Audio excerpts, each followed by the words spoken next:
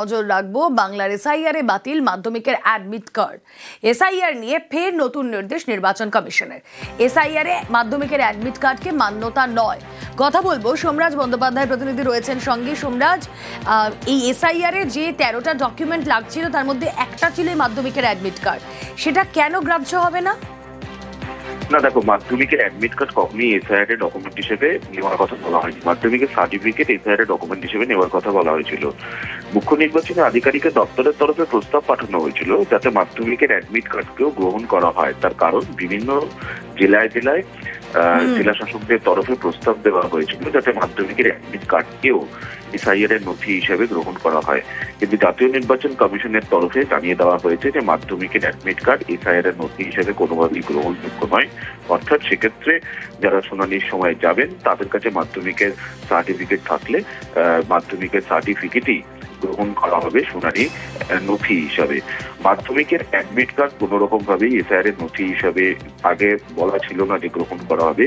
যেহেতু বিভিন্ন জেলা শাসকদের তরফে প্রস্তাব পাঠানো হয়েছিল সিও দপ্তরের কাছে যাতে সার্টিফিকেটের পাশাপাশি মাধ্যমিকের অ্যাডমিট কার্ডকেও গ্রহণ করা হয়, কিন্তু জাতীয় নির্বাচন কমিশন জানিয়ে দিয়েছে কোনোভাবেই মাধ্যমিকের অ্যাডমিট কার্ড গ্রহণ করা হবে না এসআইআর এর নথি হিসাবে।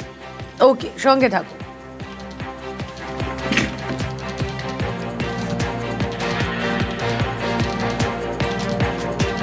এবার এসআইআর এ অভিযোগ জমা এবং নিষ্পত্তির সময় বাড়ালো কমিশন। 19 জানুয়ারি পর্যন্ত তা বাড়লো সময়সীমা।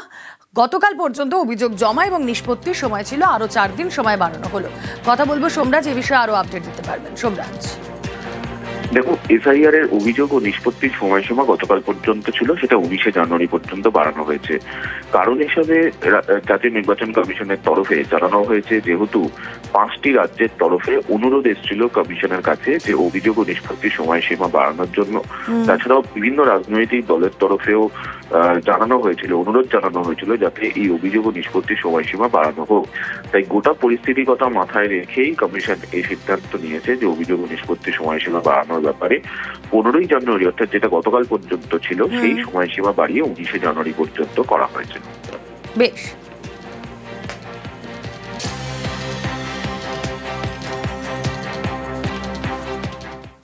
এসআইআর শুনানিতে হয়রানির অভিযোগে বিক্ষোভ। উত্তর দিনাজপুরের চাকুলিয়ায় ধুন্ধুমার, বিডিও অফিসে আগুন ভাঙচুর, আর এই ঘটনায় গ্রেফতার 10।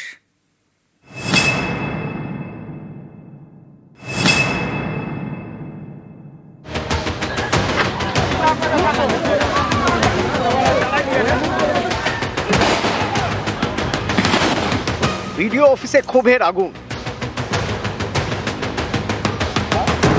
বিডিও অফিসের ভিতরে একের পর এক ঘরে ঢুকে নথিতে আগুন।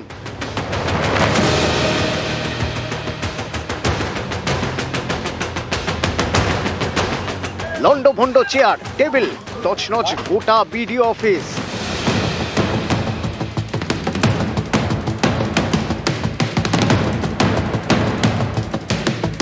অফিসের বাইরে পড়ে আধপোড়া জিনিসপত্র।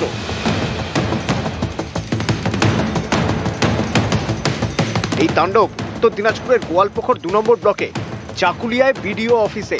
স্থানীয়দের অভিযোগ শুনানির নামে হয়রানি করা হচ্ছে, বারবার ডাকা হচ্ছে। এদিন সকালে চাকুলিয়ার বিভিন্ন জায়গায় এ নিয়ে শুরু হয় বিক্ষোভ, রাস্তা অবরোধ।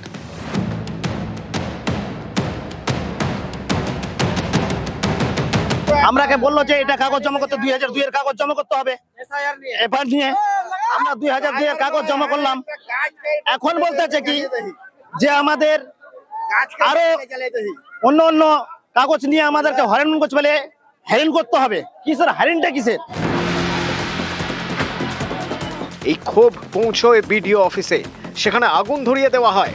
বিডিও অফিসে কিন্তু যেখানে ভাঙচুর করা হচ্ছে, ভাঙচুরে যা জিনিসপত্র রয়েছে ভিতরে সমস্ত কিছু কিন্তু এখানে এনে উত্তেজিত জনতা সেটাকে আগুন ধরিয়ে দিয়েছে, এবং আগুন ধরিয়ে দেওয়ার পরে কিন্তু এই এলাকায় ব্যাপক উত্তেজনা ছড়িয়ে পড়ে।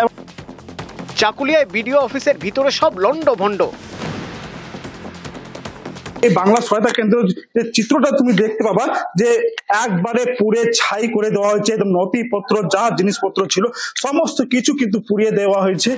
পরিস্থিতি নিয়ন্ত্রণে আনতে এলাকায় পৌঁছয় পুলিশ। এই ঘটনায় দোষীদের চিহ্নিত করে এফআইআর করার জন্য জেলা প্রশাসনকে নির্দেশ দেয় নির্বাচন কমিশন। সেই মতো এফআইআর করেছেন গোয়ালপুকুর 2 নম্বর ব্লকের বিডিও।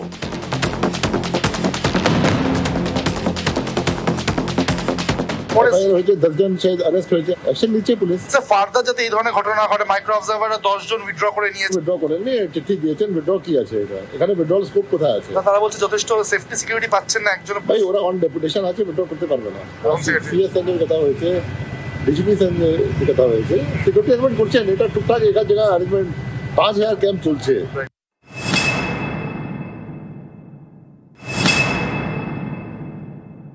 যারাই করলো এটা, ওরা, আমি বলবো যে ওরা ইচ্ছাকৃত ভাবে করেনি, ওদেরকে হয়তো কেউ বলেছে, উস্কিয়েছে, বলে এটা করেছে। কিন্তু আজকে যেটা একটা বিক্ষুব্ধ একটা ঘটনা ঘটলো, এটা বাজে ঘটনা। আমি বলবো আন্দোলন হবে গণতান্ত্রিক পদ্ধতিতে, আন্দোলনটা হবে।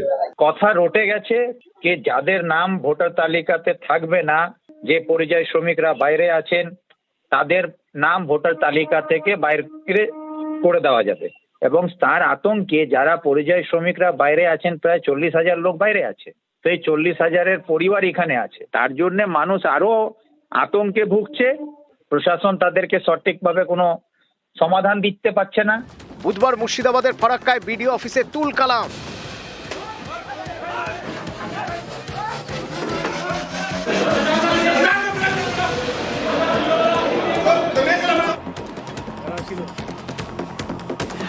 এবার চাকুলিয়ায় বিডিও অফিসে তাণ্ডব।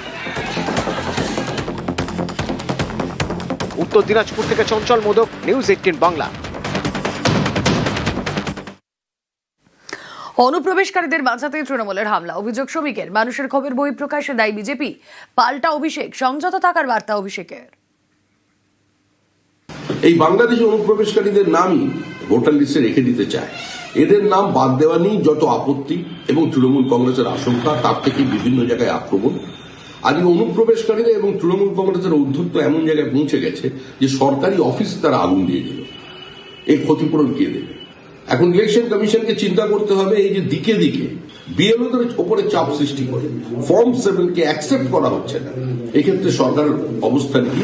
এসআইআর কে সুষ্ঠুভাবে সম্পূর্ণ না করে পশ্চিমবঙ্গে নির্বাচন করা যাবে না। মানুষকে যেভাবে হ্যারাস করা হচ্ছে, এটা ক্ষোভের বহিঃপ্রকাশ। এরা ঘুষপেটিয়ার কথা বলে, আমাদের বাংলাদেশি বলে। এই যে 58 লক্ষ নাম বাদ গেছে, তাদের মধ্যে কজন বাংলাদেশি? আপনারা জিজ্ঞেস করুন বিজেপি নেতাদের। মানুষের ক্ষোভের বহিঃপ্রকাশ। কিন্তু আমি আপনাদের মাধ্যমে অ্যাপিল করতে পারি যে মানুষ যাতে শান্ত থাকে, সংযত থাকে। সবার উপর যে চাপ তৈরি করেছে ইলেকশন কমিশন, 2 বছরের কাজ 2 মাসে করতে হবে। এর জন্য একমাত্র দায়ী ভারতীয় জনতা পার্টি এবং ইলেকশন কমিশন। এরা ভাবছে নোটিশ পাঠিয়ে মানুষকে শিক্ষা দেবো, মানুষ ভোট দেয়নি বলে। যত নোটিশ এরা পাঠাবে, বিজেপির ভোট তত কমবে।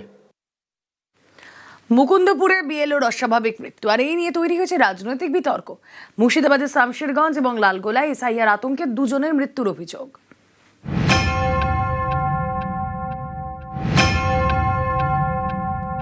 পেশারও নিতে পারিনি আমি, ওদের কি জানে এসডিও নেই, আরো সবাইকে বলেছি।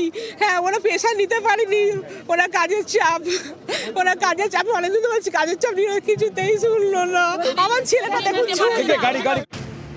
অশোক দাস মুকুন্দপুরের বাসিন্দা, দক্ষিণ 24 পরগনার জয়নগরের স্কুল শিক্ষক। চিৎকালিকাপুরের 110 নম্বর বুথের বিএলওর দায়িত্বে ছিলেন। বৃহস্পতিবার সকালে ঘর থেকে তাঁর ঝুলন্ত দেহ উদ্ধার হয়। পেশারও নিতে পারিনি আমি, ওদের কি জানে এসডিও নেই, আরো সবাইকে বলেছি।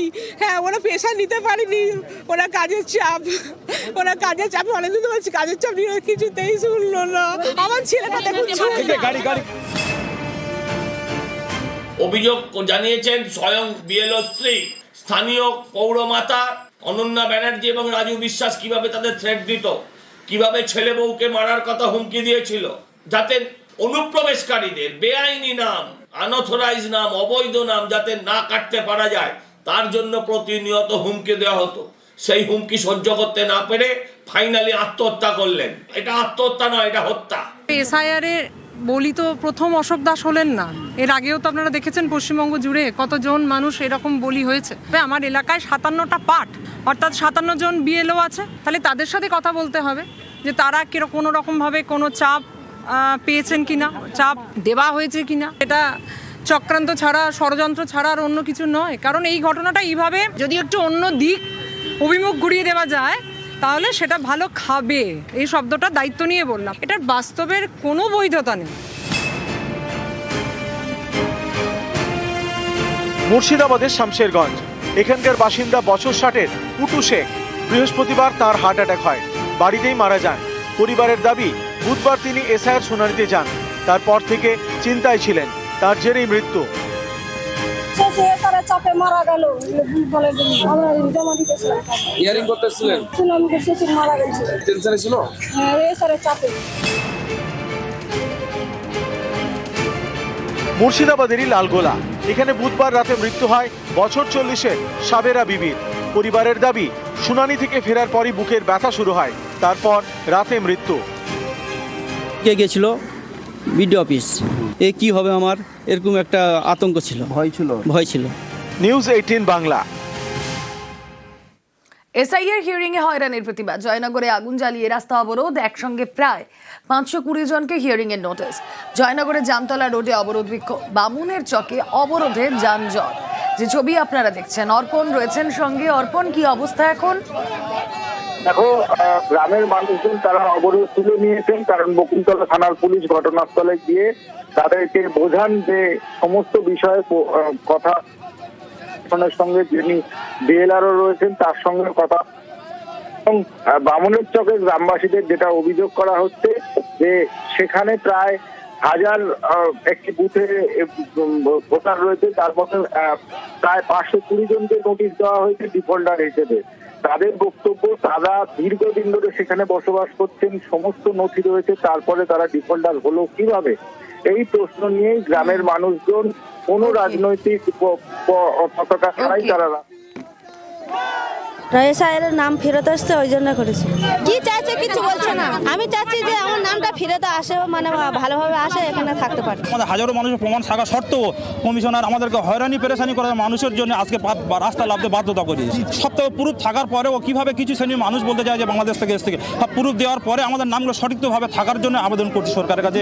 এসআইআর এই নাম ফর্ম ফিল আপ করছি, নাম ফর্ম ফেরত দিয়েছে যে ঠিকঠাক নাম হয়নি, কিন্তু আমরা এখানকার তো বাসিন্দার, কিন্তু নামটা ঠিকঠাক আসবে না কেন, এই জন্য আমরা পথ অবরোধ করেছি যাতে আমরা ঠিকঠাক নাম থাকে। রামপুরহাটে বিএলওকে এসআইআর শুনানির নোটিশ, আগামীকাল হিয়ারিং এ তলব শিক্ষক বিএলওকে। রামপুরহাটের বরজলের বিএলওকে নোটিশ। কথা বলবো, অক্ষয় রয়েছেন সঙ্গে। অক্ষয়, দেখো তোমাকে জায়গা কি, বীরভূমের রামপুরহাট 1 নম্বর ব্লকের বনহাট গ্রাম পঞ্চায়েতের বরজল গ্রামে 182 নম্বর বুথে বিএলও ছিলেন নিরঞ্জন মণ্ডল। তাকে তার নামের বানান ভুল থাকার কারণে হিয়ারিং এর নোটিশ পাঠানো হয়েছে এবং কালকে তাকে ব্লক অফিসে যেতে হবে। এবং তিনি রামপুরহাটের বেলপাহাড়ি প্রাথমিক স্কুলে শিক্ষকতা করেন এবং খোদ বিএলওকেই নোটিশ দেওয়ানো হলো। সেই নিয়ে কিন্তু বিএলও অবাক হয়ে পড়েছেন যে তাকেই আবার যেতে হবে ব্লক অফিসে, সেই নিয়ে। ওকে,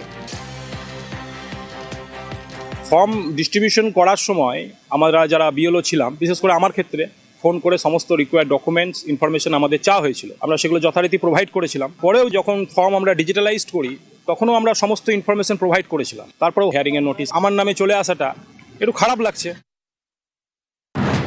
ভোটের বাংলায় লড়াই ধুমধুমার, ইডি সংঘাতে কার জিত কার হার, তালিকায় ঢুকছে ভিন রাজ্যের ভোটার, মমতার তোপে ব্ল্যাক ম্যাজিক এসআইআর, বুথের ভিতরেও এবার বাহিনী চায় বিজেপি, কোন অঙ্কে সিঙ্গুরে নরেন্দ্র মোদী? বিশ্ব মজুমদারের সঙ্গে দেখুন ভোটের পাটিগণিতে হার জিতের অঙ্ক।